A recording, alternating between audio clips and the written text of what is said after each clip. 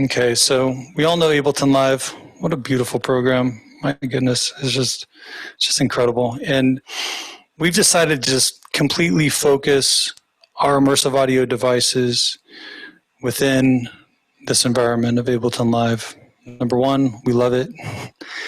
Number two, the majority of people that are going to be doing this are probably using Live anyway. Number three, it really helps our support system so that we're not just trying to support every single digital audio workstation that's out there.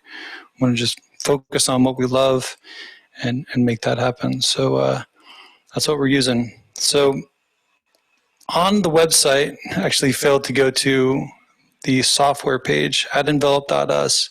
You can go to the software page right in the nav at the bottom, and you can download all of these devices for free. These are Max for Live devices that make use of the multi-channel routing that's happening.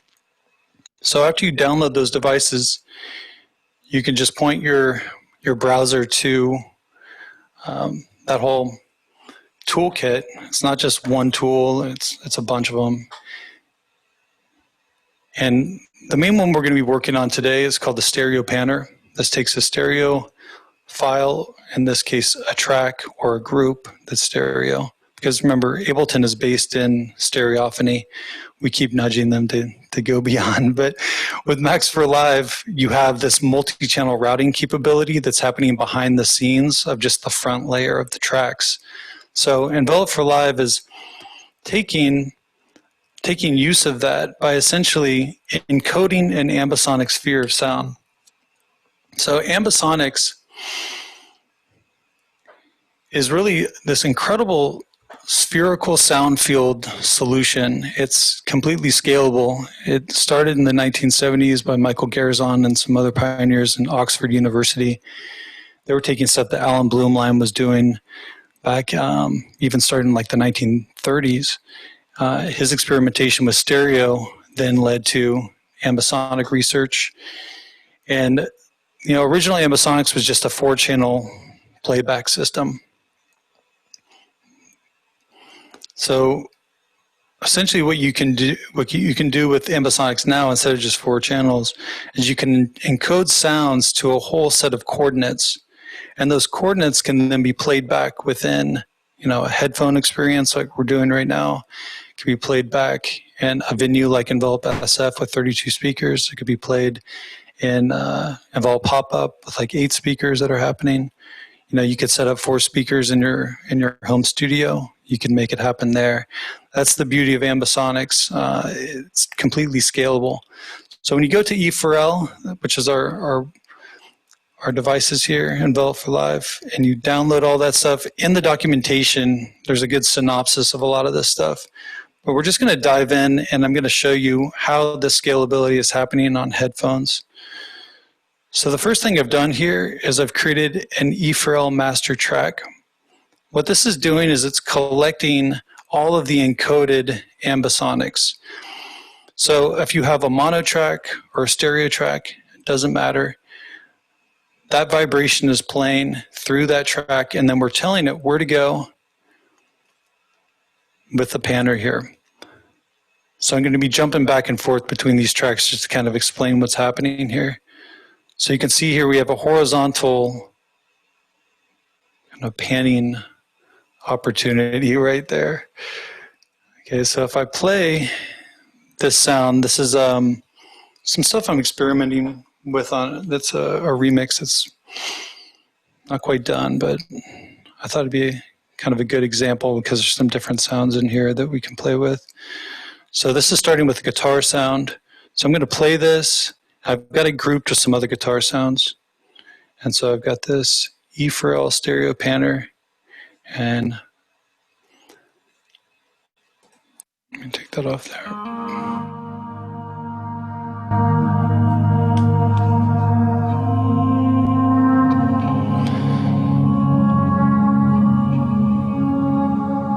So that stereo field, that just left and right, I'm able to pan that around. You can also change the spread. So if I have this just set to 0, we can move that left and right to different locations within the circumference of the sphere.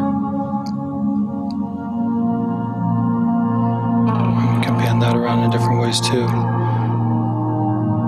Now what's cool about Ambisonics, and the reason why it's so much more scalable and, you know, just creatively expressive than just traditional surround sound, is you also have elevation. And with headphones, you don't hear elevation as much in that transcode.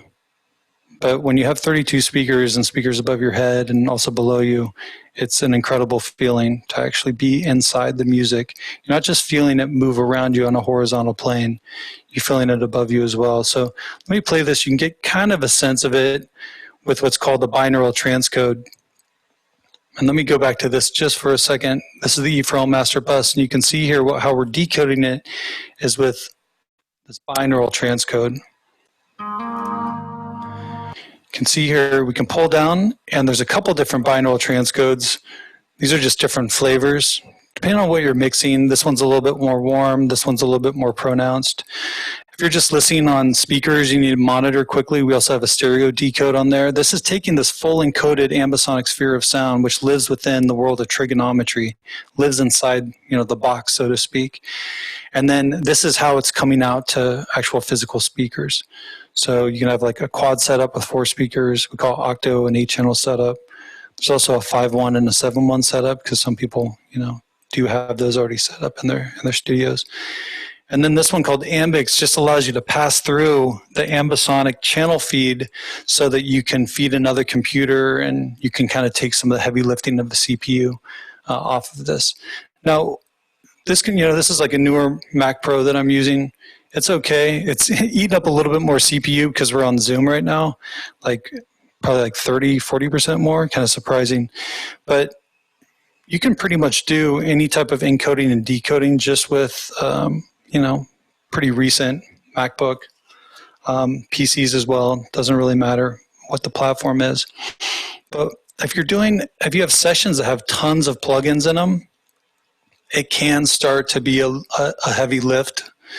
So this is where Ambix is really cool because you don't have to sacrifice any of your production techniques, and you can then, you know, essentially send a feed of Ambisonics downstream, so you're not trying to decode it on this one computer that's also doing a lot of, like, you know, plug-in processing, and then on a separate computer you can then have that connected to your audio interfaces going to different speakers and stuff.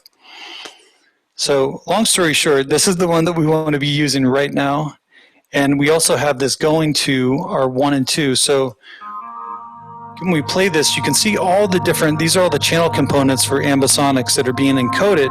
Now we're only hearing, though, 2 channels that are coming out of our master.